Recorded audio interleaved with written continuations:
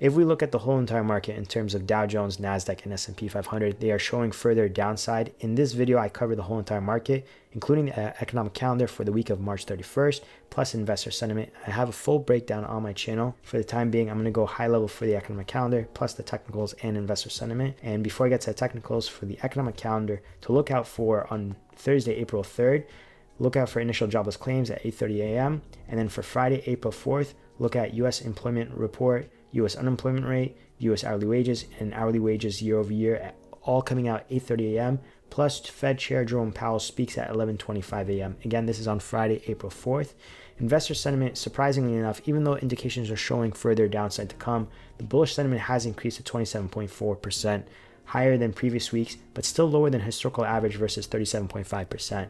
And then the bearish sentiment is at 52.2%, so lower than previous weeks, but still higher than historical average at 31%.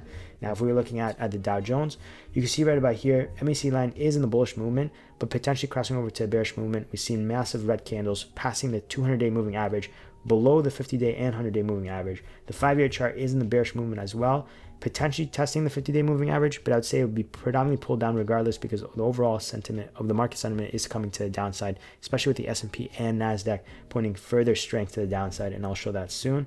The all chart is in the bullish movement, but potentially crossing over to the bearish movement as well. But now if we look at the NASDAQ, basically 1-year chart, identical with the Dow Jones in the first part, where it's in the bullish movement, but more, I would say arguably so, strength to the downside, pull down, potentially crossing over to a bearish movement, with the volumes coming in predominantly on the sell side right about here and increasing as well. And then if we look at the 5-year chart, strength to the downside, more bearish movement with new data coming in on the sell side for the volume, plus below the 50-day moving average. Did test it. It looks like false breakout, but unfortunately did not pass it and had a red candle to the downside.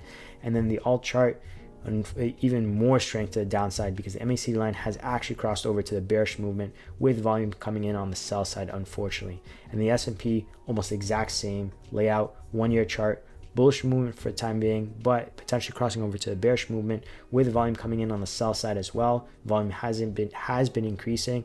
And then the 5-year chart, bearish movement with volume coming in more on the sell side as well. Just like the NASDAQ, it looks like it did test the 50-day moving average and unfortunately did not pass it. For the 5-year chart, false breakout, but red candle to the downside. And then the alt chart, instead of crossing over to the bearish movement, it's about to cross over to the bearish movement. Volume data has been increasing and more on the sell side as well for the time being. So overall, indications are pointing to the downside, unfortunately further downside. Again, I post these videos out weekly. Consider following and subscribing so you'll be notified when I post them out.